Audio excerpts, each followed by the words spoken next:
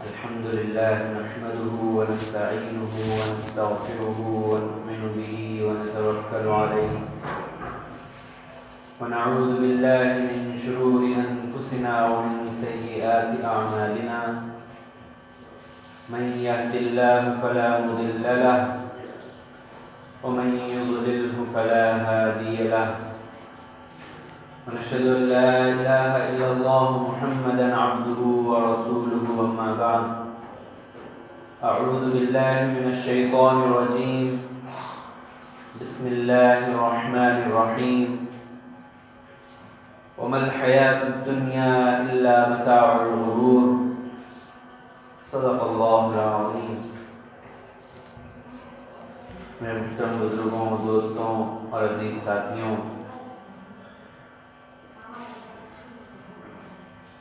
انسان جب اس دنیا میں پیدا ہوتا ہے تو وہ اس دنیا سے، اس دنیا کی رسم و رواج سے، اس دنیا کی خواہشات سے بالکل بے بہرا ہوتا ہے. اس کو دنیا کی چیزوں سے کوئی لینا دینا نہیں ہوتا، اس کو خواہشات سے کوئی واسطہ نہیں ہوتا، اس کو دنیا کی رنگ رنگیلیوں کی کوئی سمجھ نہیں ہوتی. اور جب انسان رفتہ رفتہ بڑا ہوتا چلا جاتا ہے تو اس کو سمجھ آنی شروع ہوتی ہے.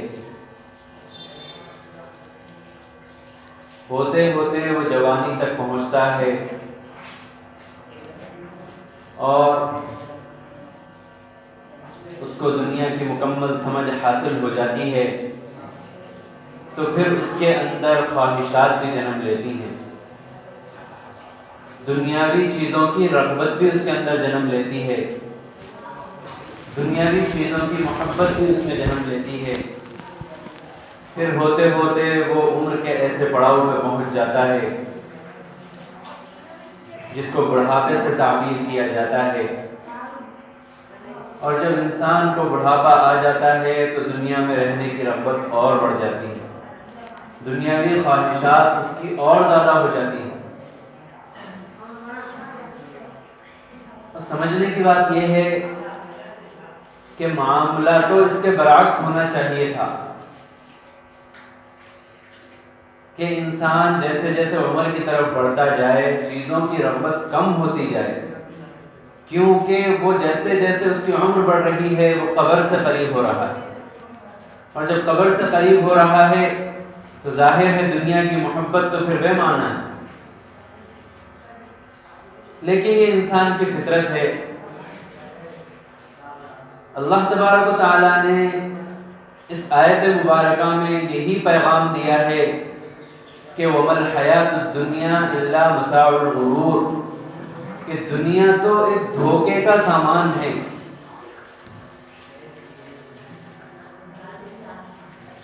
دنیا کو دھوکے کا سامان کہا گیا. یہاں پر دنیا کو کرائے کا سامان بھی کہا جا سکتا تھا، لیکن میری ناقص عقل کے مطابق کہ کرائے کا سامان بھی انسان اس کو اپنا سمجھتا ہے، کچھ نہ کچھ اس پہ اختیار رکھتا ہے. تو اس آیت سے بتانا یہ مقصود ہے کہ یہ کرائے کی بھی چیز نہیں ہے، یہ تو دھوکے کی چیز ہے. دنیا تمہیں صرف دھوکہ دے گی. اگر دنیا کو تم اپنا سمجھو گے، اگر دنیا سے دل لگاؤ گے، اگر دنیا میں رہنے کا ارادہ بناؤ گے تو تم سراسر دھوکے میں پڑے ہوئے ہو. جب تک تم اس دنیا کو دھوکے کا سامان سمجھو گے، جب تک اس دنیا کو محض دارالامتحان سمجھو گے، یہ سمجھو گے کہ یہ دنیا تو صرف اور صرف مجھے امتحان کے لیے یہاں پر بھیجا گیا ہے، ایک دن حساب و کتاب ہوگا، اس خیال اور اس تصور سے جب زندگی جیو گے تو پھر وہ جو رغبت ہے جوانی کے ساتھ رغبت بڑھتی ہے، بڑھاپا آتے آتے دنیا کی اور محبت اور خواہش پیدا ہو جاتی ہے. تو اگر آدمی اس چیز کو مستحضر کرے گا اور اس چیز کا یقین دل میں بٹھائے گا کہ یہ دنیا تو دھوکے کی جگہ ہے تو پھر اس کی وہ کیفیت نہیں ہوگی. جیسے جیسے وہ عمر کی طرف جائے گا خدا کا خوف اس کے دل میں اور پختہ ہوتا جائے گا، اور وہ اس چیز کا یقین کر لے گا کہ بھائی نہ جانے کس وقت موت آ جائے اور اللہ تبارک و تعالیٰ کے حضور حاضر ہونا پڑ جائے۔ تو یہ جبھی ہوگا جب اس دنیا کو اس آیت کے مطابق دھوکے کا گھر سمجھا جائے گا، اور اگر دھوکے کا گھر نہیں سمجھا جائے گا تو پھر کیا ہوگا؟ انسان کی خواہشات جنم لیتی رہیں گی اور وہ اس قدر دھوکے میں پڑا ہوا رہے گا کہ اس کی موت قریب آ جائے گی اور اس کو اپنی فکر کرنے کی توفیق حاصل نہیں ہوگی۔ پہلے پڑھائی میں اس کا دماغ لگے گا کہ بھائی فلاں چیز پڑھ لوں، فلاں ڈگری حاصل کر لوں، فلاں کاریگری سیکھ لوں، ادھر سے زیادہ پیسہ آ جائے گا، ادھر سے زیادہ مال بن جائے گا، ادھر سے زیادہ شہرت حاصل ہو جائے گی، ادھر سے زیادہ عزت مل جائے گی۔ ان چیزوں میں اس کی جوانی کا وقت گزرے گا، اسے یہ خیال نہیں آئے گا کہ مجھے آخرت کے لیے بھی کچھ سوچنا ہے۔ اور جب پھر عمر کے آخری حصے پہ پہنچے گا تو دیگر فکریں لاحق ہو جائیں گی کہ بچوں کا کیا ہوگا، میری اگر مالدار ہے تو پھر اپنی پراپرٹی کا کیا ہوگا، میرے بعد میرے مال کا کیا ہوگا، یہ فکریں اس کو کھائی جائیں گی۔ اگر دھوکے کا گھر سمجھے گا تو مال کا حرص دل سے ختم ہو جائے گا، مال کی طمع دل سے نکل جائے گی، اور دنیا کے جو اصول ہیں اور دنیا کی جو چیزیں دنیا میں رائج ہو گئی ہیں جینے کے لیے، وہ چیزیں جب دماغ سے نکل جائیں گی تو پھر استحضار اپنی موت کا ہوگا، تو پھر خیال اپنی موت کے بعد والی زندگی کا ہوگا۔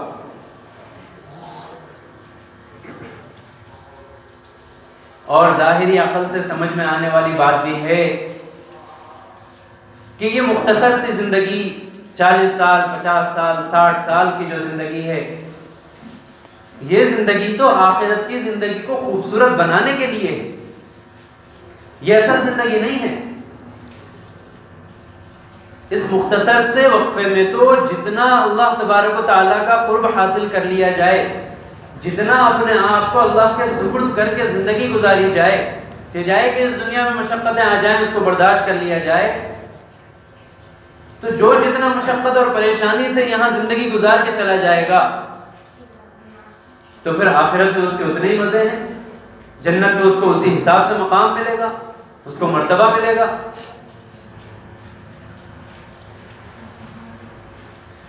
اور پھر جنت کا معاملہ تو بعد کا ہے، پہلے تو قبر کا گڑا ہے کہ آنکھ بند ہونے کے بعد قبر میں اگر سکون سے سونا ہے قیامت قائم ہونے تک، تو پھر ان خواہشات کا گلا گھونٹنا پڑے گا۔ جب تک یہ دنیا میں خواہشات کا گلا نہیں گھونٹا جائے گا تب تک دنیا کی رغبت دل سے نہیں نکلے گی، اور جب تک دنیا کی رغبت دل سے نہیں نکلے گی تو آخرت کی تیاری ممکن نہیں ہے۔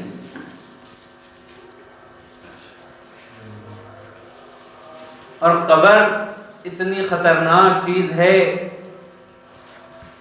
کہ اگر قبر میں حساب کتاب میں صحیح کامیاب ہو گئے، سوال و جواب میں کامیاب ہو گئے، تو پھر قیامت قائم ہونے تک سکون کی نیند سو سکو گے،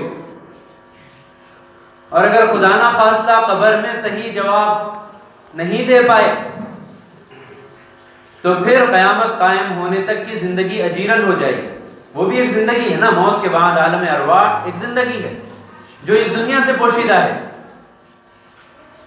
تو پھر وہ والی زندگی اجیرن ہو جائے گی، انسان کو موت بھی نہیں آئے گی، ایک بار موت آنے کے بعد موت بھی نہیں آئے گی، وہ موت بھی نہیں مانگ پائے گا۔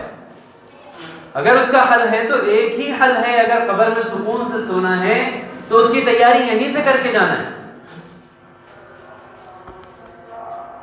احادیث میں آتا ہے کہ جب مردے کو دفن کر دیا جاتا ہے اور اس کے رشتہ دار اتنی دور بھی نہیں جاتے، اس کے قدموں کی کھڑکھڑاہٹ محسوس ہوتی ہے اور اس سے سوال جواب شروع ہو جاتے ہیں۔ تو ان سوالوں کا جواب کس کو دینا ہے؟ کوئی وہاں پر ماں باپ بہن بھائی یا رشتہ دار دوست احباب آنے والے نہیں ہیں، یا کوئی پیسہ کام آنے والا نہیں ہے، کوئی عہدہ کام آنے والا نہیں ہے. وہاں تو اعمال کو دیکھا جائے گا، وہاں تو تمہارے اعمال تمہارا سہارا بن کے آئیں گے. درست اعمال ہوں گے تو ان سوالوں کا جواب دے دیا جائے گا. مشہور حدیث ہے کہ فرشتے پوچھیں گے من ربک ما دینک من نبیک. یہ 3 سوال ہوں گے. اگر ان سوالوں کا جواب درست ہوگا تو جنت کی کھڑکی کھول دی جائے گی اور جہنم دکھائی جائے گی کہ معلوم ہے اگر تمہارے جواب صحیح نہیں ہوتے تو تمہارا ٹھکانہ یہ ہوتا، اور اگر یہ جواب صحیح نہیں ہوئے تو جنت دکھائی جائے گی اور کہا جائے گا کہ معلوم ہے اگر تم صحیح زندگی گزار کے آتے، تمہارے اعمال درست ہوتے تو تمہارا ٹھکانہ یہ ہوتا، اور تم نے ویسی زندگی نہیں گزاری تو تمہارا ٹھکانہ یہ ہے، اور جہنم کی کھڑکی کھول دی جائے گی. اس کی تپش اور اس کی آفت اس کو آئے گی. یہ تو قبر کا حال ہے. پھر جنت اور دوزخ اور آخرت یہ سب تو بعد کا معاملہ ہے. پہلے ہی مرحلے کی فکر کرنا ہے تو یہیں سے شروع کرنا ہے. اور اللہ تبارک و تعالیٰ کا یہ بہت بڑا انعام اور فضل و کرم ہے کہ اللہ تبارک و تعالیٰ نے دوزخ کے حالات، قبر کے حالات، جو مردوں پہ عذاب ہوتے ہیں، ان حالات کو ہماری نگاہوں سے چھپا دیا. ایک مرتبہ نبی کریم صلی اللہ علیہ وسلم نے صحابہ سے ارشاد فرمایا کہ اگر میں اللہ سے دعا کروں تو ممکن ہے اللہ تبارک و تعالیٰ قبر کا عذاب تم لوگوں کے سامنے دکھا دے. کوئی بعید نہیں ہے، اللہ تبارک و تعالیٰ دکھانے پر قادر ہے اور وہ دکھا سکتے ہیں اگر میں دعا کروں. لیکن اگر ایسا ہو گیا تو خدا کی قسم تم لوگ اپنے مردوں کو دفنانا چھوڑ دو. یہ اللہ کا فضل و کرم ہے کہ اللہ نے عذاب ہمارے آنکھوں کے سامنے ظاہر نہیں کر رکھے. ہاں خبر دے دی، ہر معاملے کی خبر ہم تک پہنچ گئی ہے کہ کن معاملوں سے عذاب ہوگا اور کن معاملوں سے تم جنت کے مزے لے سکو گے، کن اعمال کو کرنے سے قبر میں سکون سے سو گے اور کن اعمال کے ارتکاب سے تم جہنم کی ہوا لو گے. فیصلہ ہمارے اختیار میں چھوڑ دیا گیا. لیکن کرامات کے طور پر اور اللہ نے اپنی قدرت کا اظہار کرنے کے طور پر بعض دفعہ ایسا بھی ہوا ہے کہ جہنم، قبر کا عذاب لوگوں پر ظاہر ہوا. ایک واقعہ حضرت مولانا طلحہ صاحب نے بیان فرمایا ہے کہ ایک آدمی تھا جو فوجی تھا، ان کا کیمپ لگایا گیا قبرستان کے قریب. وہ کھلے ایریوں میں اور ویران جگہوں پہ فوجی کیمپ لگاتے ہیں اپنے. تو اس میں ایک مسلمان تھا جو فوجی تھا، اپنے کیمپ سے باہر نکلا تو اس کو خیال آیا کہ قبرستان میں ہو کے آتا ہوں. وہ قبرستان میں گیا اور وہ ٹہل رہا تھا قبروں کے آس پاس. اس نے دیکھا کہ ایک عجیب قسم کا جانور ہے. پہلے تو اس کو قبر سے آوازیں آنے لگی جیسے ہڈیاں چٹک رہی. وہ حیران ہو گیا، اس قبر کے پاس کھڑا ہو گیا، اور جب مستقل اس کو آواز آ رہی تھی تو اس نے اپنے بندوق سے قبر کو یوں کھودا ہلکے سے. کچھ اینٹیں گر گئیں تو ایک عجیب قسم کا جانور نظر آیا. وہ حیران رہ گیا. اس نے سوچا بھی نہیں، اس نے نارمل حالات سمجھے اور اپنی بندوق سے اس جانور کو مارنے لگا. جب 2-3 بار ایسا ہی ہو گیا اور وہ یہ منظر دیکھ رہا تھا کہ جانور اس کو کاٹتا ہے اور اس کی ہڈیاں اکٹھی ہوتی ہیں اور جکڑنے کی آواز آتی ہے جیسے ہڈیاں چٹک رہی ہیں. اس نے سوچا یہ مردے کو تکلیف دے رہا ہے، میں اس کو مار کے بھگا دوں. جب اس نے کوشش کی تو وہ جانور بھاگا تو نہیں، اس کی طرف لپکا. وہ گھبرا گیا، اس کے پسینے چھوٹ گئے اور وہ بھاگنے لگا. وہ چھوٹا سا جانور تھا. وہ کچھ دیر دوڑ کے قبرستان کے باہر نکلا اور سوچا کہ وہ جانور رک گیا ہوگا. لیکن جب دیکھا تو جانور اس کے پیچھے پیچھے آ رہا.